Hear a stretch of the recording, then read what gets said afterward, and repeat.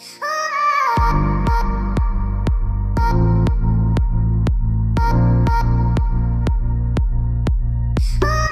mamuni akwaba eba Melodies TV so asembi ewo ho ewo se ye kasafa ho na me de mianka sanso story bia will be ebe ka kire me. I think just last 2 weeks but the better I think this is the right time. Answer ebe to aso no be so ye one thing am I subscribe na click the notification bell no eno na da screen so sisi a we yend the latest news bia ba wonsa ebe ka eya me ka kire nkrofo se me Ghana ha se ne kre se me ti misika e de akoto asase a eya me yem hyehye me last time me madam for bi e din komo na me ka asem ne tuen no eno bi sam se aden e na me tan se chale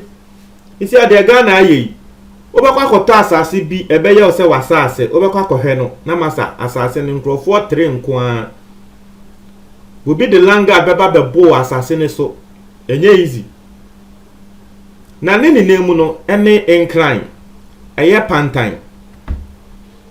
police for we dey make us a SWAT abemu anatre say asem ne yasem bia emodu SWAT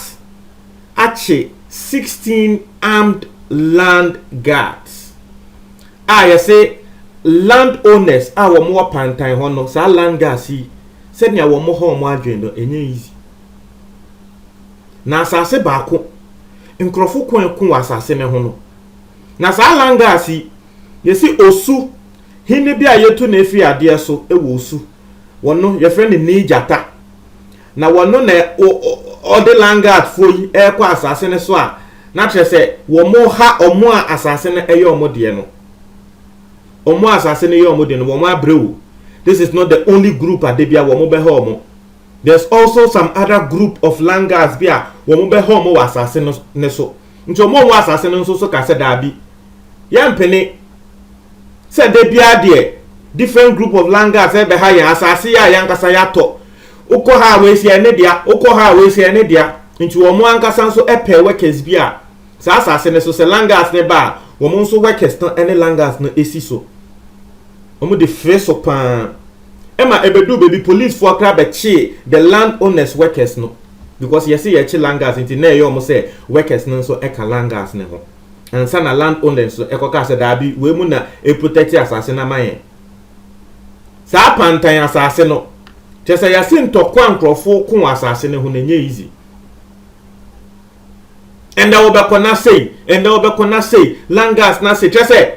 si sia inti Ghana he fapa na opa asase ato a asem eni ho si sia Ghana he fapa na opa asase ato asem eni ho.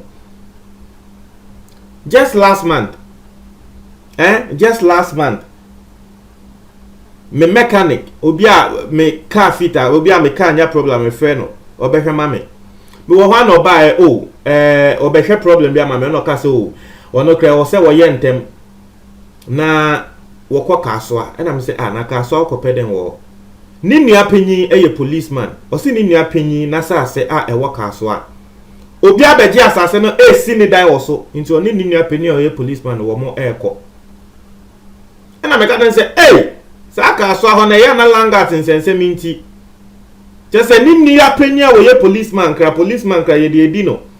ama na sa ase ya ji aton ama obi foforo I don't understand. So wo mo to asase ne no mo yesa na se de na wo nipa wo why would you be selling one particular land to 3 different people? Later nkofu ne beba be kon asase ne ho a ubo se nipa na wo to asase ne ma nipa no ye gyan no se nipa no ye be gyan no, but people will be fighting omo ya to asase na mo no either say what the langas beba be terrorize e wa asase ne so anaze we obi asabe wono de won pesa physical approach na we be ko ni kroma ko to edru ekun just because of asase. Ghana ha say ye ka enkrofo asabe asase hunti wo mu ewu a ye ka say ye kan ya yentumi every single year. For me personally, me say me Ghana ha say me ti misika akoto asase. eye hu papa se wo ti wo sika akwa akoto asase Ghana me dey I'll say aye me hu na me share interview bi DKB na DKB kan sem bi Ghanaian comedian DKB woni Zion Felix interview no kan so say hey Ghana o say Ghana dey ento asase into ho say wo dey wo to asase to ho for future wo be kono asase na ya to am obi foforo into no DKB no wo so wono dey won trim ne say wunya sika na wo ye ready say wo besi wo dan ya na wakoto asase no wo to ya na wa ma workers akwa asase ne so no mu si dan no say wo to asase na to ho ye beton am obi foforo but what to e kwa na wo si wo dan na wo si ewe na otimu dia ene de ye ba wo si ewe madam fo na woni ni nua police e kwa kasoa say na asase no wakwa yele na ne bako no we si ni dan na ewe nti afei na de wo se wo ye ne se afei wontumi nje asase ni mfini bako ni nsem na afei wo se ni bako no settle no se sika wo no de to asase no e wo se ni bako no etia ne sa sika ne ka nti asase no ababe dan ni bako ne de just last 2 weeks mo amunim afienya tema akosombo kwan ne so opa afienya ho a bebi wo ho e friend Philip Kope opa ho a asa wo ko Shy Hills a asase bi that the left side now asase ne ya asase bi a eson wo bi beje a trese wo be clear ho ni na se wo de company nipa kuni si ni company ne fine one day wo mo be kan se langas fo be si asase ne so eno mo tututio na nipa kuni nso asase ne ye ne dia no wono nso ne ni eden eno no nso kwatwintio langas fo ne kraso ni mu bo no omo no na ne ka wo ho eno ye se wo dwane akone ka ne ho eno dwane ko ne ka ne no kwatwintio langas fo leader no pa obo instant okun no instant afi be he langas fo yi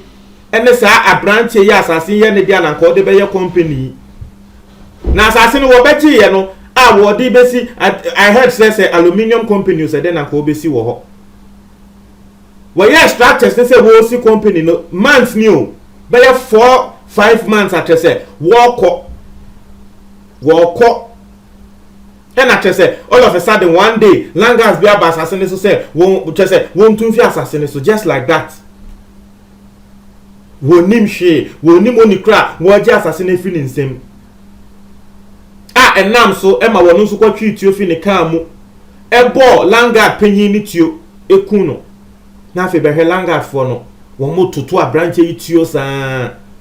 abranche wo ye lucky wonya ni 3 didi mu otena ne kan mu fast no odwane ye no be he langard fo na mfi ho afi wo mo ti area ho no na wo mu su madam fo biti ho no send me text message say wo sere me free police for mbre no na ye nyumre they were 8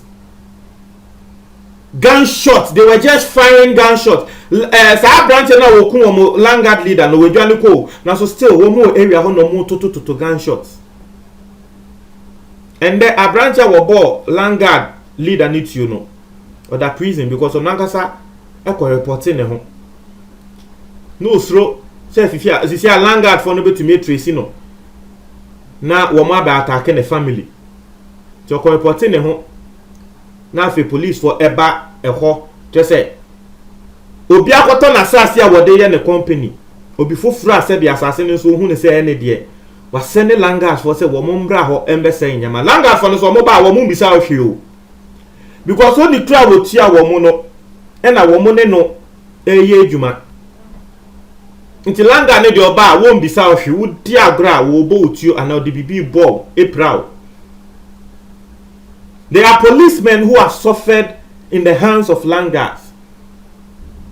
Sir, Langard 16 years police for Achi Omui. Ewo Pantain. Yes, you be omoko tu mu no. Te say afei womo so womo nda omo year break from prison just because they are familiar with the police authorities. Ewo sa area nim. And ye gidi te say ye transferable a lot of prisons ansana omo try say wo mu dwane e na esan so chi omo. The police people, police in Penifone, they know these people, these laggards. So they enyama wo mo ye no impunity say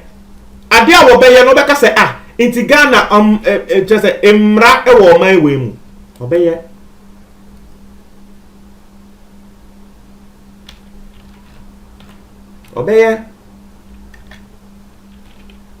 don't you imagine comment box mo tin for that's it.